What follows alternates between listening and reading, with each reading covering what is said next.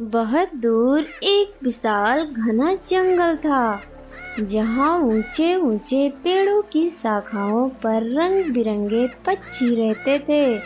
हर सुबह सूरज की पहली किरणों के साथ चहचहाते पंछी पूरे जंगल को संगीत से भर देते थे। इन्हीं शाखाओं के बीच एक साधारण सा लेकिन प्यारा घोंसला था और उसमें रहती थी एक नन्ही चुलबुली मासूम कौवी। उसकी आंखों में दुनिया को जानने की ललक थी और दिल में सच्चाई का उजाला। मुन्नी की माँ उसे बहुत पहले छोड़कर चली गई थी, हमेशा के लिए।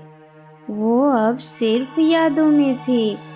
मुन्नी को माँ की ममता की कमी हर पल सताती थी, लेकिन उसका पिता कालू कौवा एक सच्चा, मेहनती और ईमानदार कौवा था। उसने अपनी बेटी को माँ का प्यार दिलाने के लिए दोबारा शादी की, गौरी कौवी से।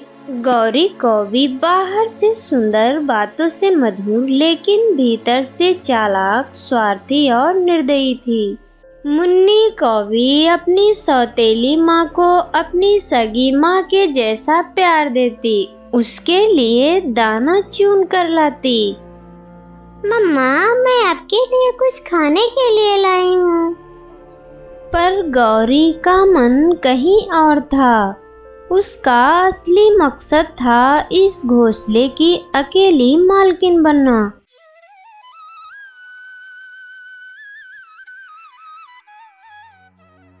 गौरी, मैं कुछ दिनों के लिए बाहर जा रहा हूँ। मुन्नी का ध्यान रखना। मुझे आने में कुछ समय लग सकता है। ठीक है जी, आप परेशान ना हो। मुन्नी मेरी भी बेटी है।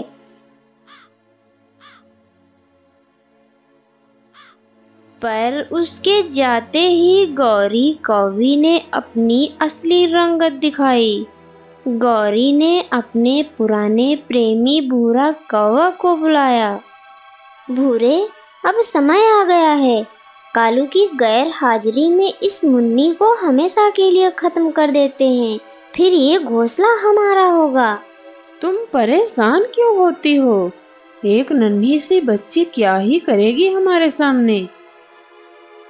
लेकिन वो नहीं जान पाए, पास ही बैठी थी मुन्नी कौवी, जो सब कुछ सुन चुकी थी। भूरा, इसे जल्दी से पकड़, नहीं तो अगर ये भाग गई तो हम दोनों की पोल खुल जाएगी। भूरा कौवा और गौरी कौवी मुन्नी को पकड़कर जंगल से काफी दूर ले जाते हैं।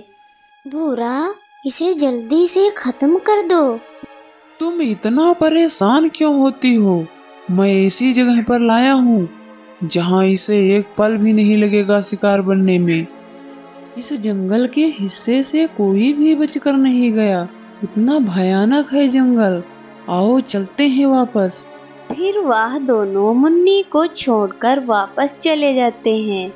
मुन्नी बेचारी बहुत डरी हुई थी। वह सही से रो भी नहीं पा रही थी।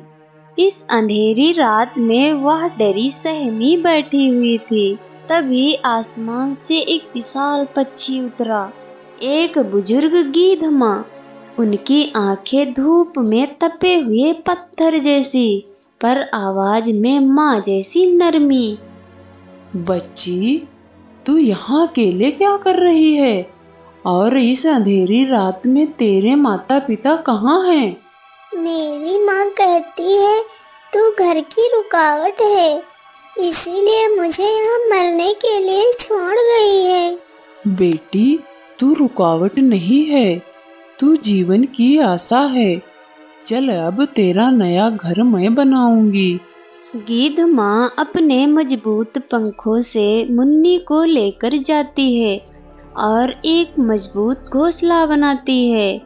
वो उसे उड़ने की नई तकनीकें सिखाती है। मुन्नी, जो अब डरी हुई बच्ची थी, अब आत्मविश्वास से भरी नन्ही कौवी बन चुकी थी। माँ जी, आप मेरी असली माँ से बढ़कर भी हैं। माँ बनने के लिए जन्म देना जरूरी नहीं होता। उधर कालू कौवा लौटता है और मुन्नी को घर में नहीं पाता है। गौरी, मुन्नी कहाँ है? मुन्नी नहीं दिख रही। गौरी झूठी आंखों से कहती है, पता नहीं कहीं उड़ गई होगी। मैं तो बहुत परेशान हूँ। पर जंगल की एक समझदार रानू चिड़िया बताती है, मैंने मुन्नी को बुरे से बात करते सुना है। कुछ तो गड़बड़ है। लगता है भूरा कौवे के साथ कहीं भाग गई। कालू कौवा समझ जाता है। कुछ तो गड़बड़ हुआ है मेरी बेटी के साथ। शायद यह झूठ बोल रही हो। कालू कौवा उड़ता है, जंगल के कोने कोने में खोजता है। तभी एक पेड़ के नीचे उसे एक मजबूत घोंसला दिखाई देता है। मुन्नी वहाँ बैठी है। मुन्नी अपने पापा को देखकर बहुत खुश हो जाती है। दोनों लिपट जाते हैं। मुन्नी रोती है, माँ जी नहीं होती तो मैं नहीं बचती। आपने मेरी बेटी को नया जीवन दिया है। आपने बहुत बड़ा ही उपकार किया है। कालू लौटता है और जंगल में पंचायत बुलाता है। तुम दोनों ने मिलकर घोर अपराध किया है। तुम्हें इस अपराध की कड़ी से कड़ी सजा मिलेगी। मुन्नी के साथ किया गया व्यवहार माफी के लायक नहीं है। माँ के नाम पर कलंक हो तुम। गौरी और भूरे की सच्चाई सबके सामने आती है। कहते हुए पंचायत उन्हें जंगल से निष्कासित कर देती है। अब मुन्नी, गिद्ध, माझी और कालू मिलकर एक नया परिवार बनाते हैं। अब इस घोंसले का नाम होगा स्नेह निकेतन। जब अपने छोड़ दें तो परायों की ममता जीवन की सबसे बड़ी ताकत बन जाती है। माँ वो है जो हर हाल में तुम्हारे साथ खड़ी हो। सच्चा प्यार रक्त से नहीं, स्नेह से बनता है। सौतेली माँ हर बार बुरी नहीं होती, पर बुराई हर बार हारती जरूर है।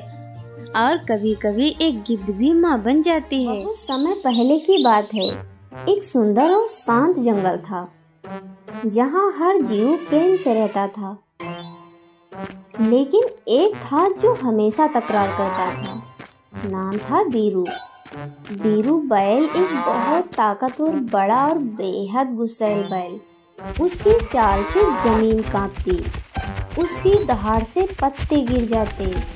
बात बात पर चिढ़ना और सींग दिखाना उसका रोज का काम था। एक दिन सुबह तालाब के पास मोती तोता बोला, बीरू ने आज फिर तालाब में हंगामा कर दिया। उसने मछलियों को डरा दिया, सब पानी से बाहर आ गई। उसकी एक टक्कर से मैं 2 दिन तक पेड़ पर चढ़ नहीं पाया था। और तभी धूल उड़ती है, पेड़ हिलते हैं। बीरू आ पहुंचा। बीरू की गर्जना से किसी ने कुछ नहीं कहा। किसी ने कुछ कहा? कौन था? सब चुप रहो, जंगल में मेरी चलती है। कोई कुछ ना बोला, लेकिन तालाब के कोने में बैठा था एक बूढ़ा, समझदार और शांत कछुआ, बाबा सोमू। बाबा सोमू जंगल के सबसे बुद्धिमान जीव। धीमे बोलते हैं, पर उनकी बातें सीधा दिल में उतरती हैं। अगली सुबह बाबा सोमू ने सभा बुलाई।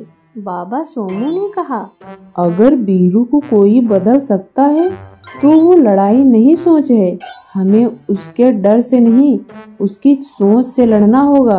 अगले दिन बीरू फिर आया तालाब के किनारे, और वहाँ उसका सामना हुआ बाबा सोमू से। बीरू, तुझे डर नहीं लगता क्या? अब नहीं, क्योंकि अब मैं तेरे दर्द को समझता हूँ। गुस्से के पीछे डर होता है और तू भीतर से बहुत अकेला है। बीरू का चेहरा सख्त हो गया।